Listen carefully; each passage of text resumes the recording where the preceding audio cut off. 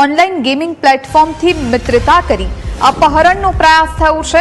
જોધપુરથી ગુમ 2 સગીરાનું એલર્ટ મળતા action. Ahmedabad સ્ટેશનેથી RPF દ્વારા 2 સગીરા મુક્ત। ઓપરેશન રેલ પ્રહરી હેઠળ પોલીસની મોટી સફળતા। બેંગલુરુના આકિબ અંસારી સૈયદ ઇબ્રાહીમની ધરપકડ। પોલીસને જોઈ આરોપીઓનો ભાગવાનો પ્રયાસ હતો।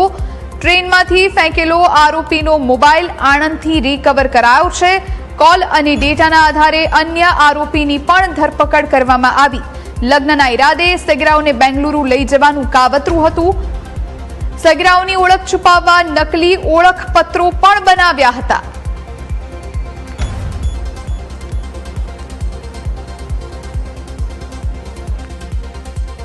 माँ बाप ने नेंग की छोकरीओ ने इंस्टाग्राम देवारो कतरो घातक नतीजो वेरियो मोबाइल देवारो कतरो घातक नतीजो वेरियो है। मोरे गोड़ी इन्फॉर्मेशन आई थी कि जोधपुर थी 15 साल रे नाबालिग बच्ची 2 बच्चियों ने लेपा ए लोको बराबर है। मैं लोको 6 नंबर रेलवे स्टेशन रे में जैन खूब माता बोरे देखो हाथोरी लोई आई झगड़ा करे पाने अणोन पकड़िया 2 जना फरार वे गया। एक आरोपी इटे पकड़ो एक सोरी पकड़ोनी एक सोरी लेकर फरार वे गया। तके पुलिस मेली आगे जांच वे रही है। इनमें पूछ्યું કે તે મારવાડી સોરીઓ कीकट पटावो तो के इंस्टाग्राम थी चैट करो एडा एडा मैसेज करे बड़ों में ब्रेन वॉश करो। ब्रेन वॉश कीधो कुटी 15 होरे साल रो सोन को भी आदमी आवे ट्रेन में बेड़ा में बड़न में ले जा मेरे को धक्के ले जा पाने थे का करो तो के कोलकाता में बांग्लादेश रे में या तो मैं 5 लाख रुपयों में बेसा पी या पसे मैं बड़े सोरियों बटे 2-3 जनो हाथी पन्नामा पी। खूब गंभीर मुद्दो है। मोटियार सोरोन इंस्टाग्राम में हाथ में मत दियो या बनोर इंस्टाग्राम चैट में तो बड़ी चेक करो कि सोरी कन्या हाथी बात करे रही वो कह मैं धके जाए 20-10 सोरो पैदा करावो बराबर है। बनोन मोरे बटे धर्म रे में उपयोगिता में लिया खूब खराब है। मारवाड़ी सोरियो खास ध्यान दीजियो कदई कन्ने पराया आदमी हाथी इंस्टाग्राम माते चैट मत करो। एडा एडा आतंकवादियों लोबा लोबा लटिया बाल राखे पा थोने जाल में फसावी झूठे झूठे मोम के बराबर ए लोको बटे ले जाए थोरो व्यापार करी थनो वेसी बांग्लादेश में बटे बंगाल में पाकिस्तान रे में ने बटे बस थोरो व्यापार वेरियो है। आज विषय વધુ જાણકારી સાથે સંવાદદાતા જયેશ ચૌહાણ આપણી સાથે લાઈવ જોડાયા છે। જયેશ, ઇન્સ્ટાગ્રામ પર પહેલા મિત્રતા કરવામાં આવે છે 2 સગીરાઓ સાથે અને ત્યારબાદ તેમને ફોસલાવી અને ભગાડી જવામાં આવે। જો કે આ આખું પ્રકરણ ઝડપાયું છે। ઘટનાના મૂળ ક્યાંથી શરૂ થયા અને અત્યારે કઈ રીતની મોડસ ઓપરેન્ડી તેમની સામે આવી છે? 2 આરોપીઓ ઝડપાયા છે, હજુ પણ આખું નેક્સસ હોઈ શકે, શું જાણકારી?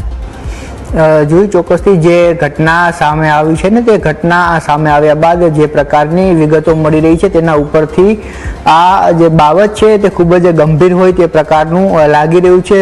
ઘટનાની શરૂઆતની વાત કરવામાં આવે તો રાજસ્થાનમાં છે તે એક ફરિયાદ દાખલ કરવામાં આવે છે જેમાં 2 સગીરાઓ છે તેઓ ગુમ થઈ હોય એ પ્રકારની ફરિયાદ રાજસ્થાનના જે જોધપુર શહેરમાં આવેલ કુડી ભગત તાસની જે પોલીસ ચોકી છે ત્યાં દાખલ કરવામાં આવે છે અને પોલીસમાં ફરિયાદ દાખલ થયા બાદ પોલીસ છે તે તપાસ કરે છે ને ત્યારબાદ એ વાત સામે આવે છે। જે પરિવાર શંકા ઉપજાવે છે કે આ જે 2 વ્યક્તિઓ છે તે અપહરણ કરીને લઈ ગયા હોય એ પ્રકારની વાત પોલીસ સમક્ષ કરવામાં આવે છે। ત્યારબાદ જોધપુર પોલીસ છે તે એને એ પ્રકારની વિગતો મળે છે કે ટ્રેનમાં આ 2 સગીરાઓ છે તેમને લઈને જવામાં આવી રહી છે ને ત્યારબાદ રેલવે પોલીસ ઇન્ફોર્મ કરવામાં આવે છે। આરપીએફ અમદાવાદ છે તેમને ઇન્ફોર્મ કરવામાં આવે છે ત્યારબાદ આરપીએફ અમદાવાદ છે તે એક વિશેષ ટીમનું ગઠન કરે છે અને ત્યારબાદ આ ચેકિંગ શરૂ થાય છે ને તે અંતર્ગત આ બાબત સામે આવે છે કે 2 મુસ્લિમ યુવક કે જે બેંગ્લોરના રહેવાસી છે તે 15 અને 17 વર્ષની જે જોધપુરની સગીરાઓ છે તેમને લાલચ આપી લગ્ન કરવાની વાત કરી અને તેમના ઘરેથી લઈ અને બેંગ્લોર તરફ જઈ રહ્યા છે। જોધપુર બેંગ્લોરની જે ટ્રેન છે તેમાં લઈ જઈ રહ્યા છે એ પ્રકારની વાત મળીને ત્યારબાદ આરપીએફ દ્વારા સઘન ચેકિંગ છે તે હાથ ધરવામાં આવ્યું હતું ને એ દરમિયાન જ આ આરોપીઓ છે તે પકડાયા છે જેમાં એક યુવતી સાથે 2 યુવતી સાથે એક યુવક છે તે પકડાયો છે। જે વિગતો સામે આવી રહી છે તે મુજબ જે 2 લોકો ઝડપાયા તેમનું નામ છે તે સામે આવી રહ્યું છે ને તે મુસ્લિમ યુવકો છે જેની ઉંમર 23 વર્ષની છે એ પ્રકારની વાત પણ હાલ સામે આવી રહી છે. તેઓ અમદાવાદ રેલવે સ્ટેશન ઉપર ટ્રેન નંબર જે 20693 જોધપુર બેંગ્લોર એક્સપ્રેસ છે એમાંથી આ બંને અમદાવાદ સ્ટેશન ઉપરથી ઝડપાયા છે. એક આરોપી છે તેનો લોકેશન ટ્રેસ થયું હતું મોબાઈલના આધારે, કારણ કે તેણે પોતાનો મોબાઈલ છે તે ટ્રેનમાં ફેંકી દીધો હતો અને એનું લોકેશન આણંદ નજીકથી મળી આવ્યું છે. જ્યારે પોલીસ એ ફોન નંબર ઉપર ફોન કરે છે ત્યારે ટીસી છે તે ફોન ઉઠાવે છે અને કહે છે કે આ ફોન ટ્રેનમાં રહેલો છે. ત્યારબાદ જે સાબરમતી રેલવે સ્ટેશન ખાતે આરોપી હતો બંને સગીરા સાથે, ટીસી છે તે એ આરોપીને ફોન કરે છે અને ત્યારે આ તમામ લોકો છે તે ઝડપાઈ જાય છે. એટલે એક ષડયંત્રના ભાગરૂપે જોવામાં આવી રહ્યું છે. આ બંને જે સગીરાઓ છે તેમને પોલીસે પરત સોંપી દીધી છે પરિવારને, પરંતુ 14 તારીખની આ ઘટના છે ને 14 તારીખની ઘટના બાદ અનેક એ બાબતો સામે આવે છે કે અગાઉ પણ આ પ્રકારે 3 જેટલી જે યુવતીઓ છે તેમનું અપહરણ કરવામાં આવ્યું છે ને ત્યારબાદ તેમને વેચી દેવામાં આવી એ પ્રકારની વાતના દાવાઓ છે તે થઈ રહ્યા છે. પરંતુ હજુ સુધી પોલીસ તપાસમાં આ બાબત સામે નથી આવી, પરંતુ જે વિગતો સામે આવી છે તેના ઉપરથી એક નેક્સસ તરફ ઇશારો આ થઈ રહ્યો છે. ત્યારે આ બંને જે આરોપીઓ ઝડપાયા છે અને તેની વાત કરવામાં આવે તો લગ્ન કરવાના ઈરાદે છે તે લઈ જવામાં આવી રહ્યા હતા.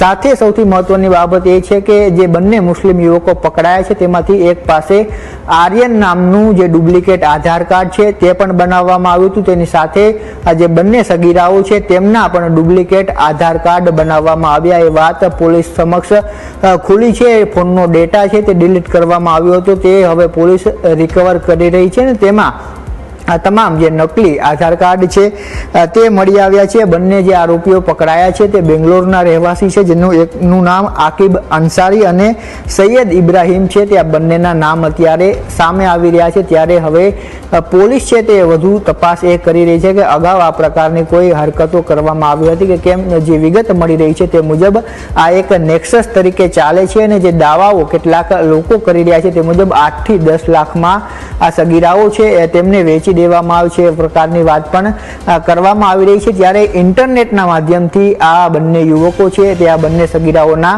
સંપર્કમાં આવ્યા હતા ને ત્યારબાદ મિત્રતા વધી હતી ને પછી તેમના જે જોધપુરનું નિવાસસ્થાન છે ત્યાં લેવા માટે આ બંને મુસ્લિમ યુવકો છે તે પહોંચ્યા હતા ને ત્યાંથી અપહરણનો આ આક્ષેપ થયો અને ત્યારબાદ રેલવે પોલીસની તપાસમાં આ નેક્સસ એક ખુલી રહ્યું છે. ત્યારે હજુ આગામી દિવસોમાં આમાં વધુ ખુલાસા થઈ શકે એ પ્રકારની શક્યતા પણ અત્યારે જોવા મળી રહી છે. બિલકુલ જયેશ, અહીંયા સૌથી મોટો પ્રશ્ન એ છે કે આ જે બે વ્યક્તિઓ ઝડપાય છે પોતાના નામ બદલી અને ફેક ઇન્સ્ટાગ્રામ આઈડી પરથી જે સગીરાઓ છે એમના સંપર્કમાં આવ્યા હતા, એમની સાથે વાતચીત કરતા હતા, પ્રેમ સંબંધ બાંધ્યો અને પછી લગ્ન કરવાના ઈરાદે તેમને ભગાડી જવાનું જે આખું કાવતરું છે એ સામે આવ્યું. આ પહેલા આ બંને સગીરો, આ બંને જે યુવકો છે એમને બીજી કોઈ યુવતીઓ કે બાકીની કોઈ સગીરાઓને શિકાર બનાવી છે અથવા તો આખું જે નેક્સસ છે એના તાર ક્યાં સુધી જાય છે? પોલીસને આખું જે પ્રકરણ છે એને સફળતાપૂર્વક પાર પાડતા કઈ રીતની મહત્વની કડીઓ મળી? જોઈએ જે બંને આરોપીઓ છે તેમને પકડવામાં આવ્યા ને ત્યારબાદનો એક વિડીયો છે તે સામે આવ્યો છે, જેમાં એક વ્યક્તિ છે હિન્દુ તે એ પ્રકારે દાવો કરે છે કે આ જે ઘટનાક્રમ થયો છે રાજસ્થાનમાં જોધપુરની જે બંને સગીરાઓ સાથે, ત્યારે આ એકમાત્ર ઘટનાક્રમ નથી પરંતુ અગાઉ પણ 3 જેટલી યુવતીઓનું અપહરણ આ લોકોએ કરી અને તેમને બેંગ્લોર લઈ ગયા છે એ પ્રકારનો દાવો તેમાં કરવામાં આવ્યો છે. અને સાથે દાવો પણ કરવામાં આવ્યો છે કે 8 થી 10 લાખ રૂપિયા લઈ અને યુવતીઓ છે તે સગીરાઓ છે તેમને વેચી દેવામાં આવતી હતી એ પ્રકારનો દાવો છે તેમના દ્વારા કરવામાં આવી રહ્યો છે. ત્યારે એ દાવાના આધારે પોલીસ તપાસ કરી રહી છે ને એટલા માટે જ આપણે પણ આ ખબર ઉપર છે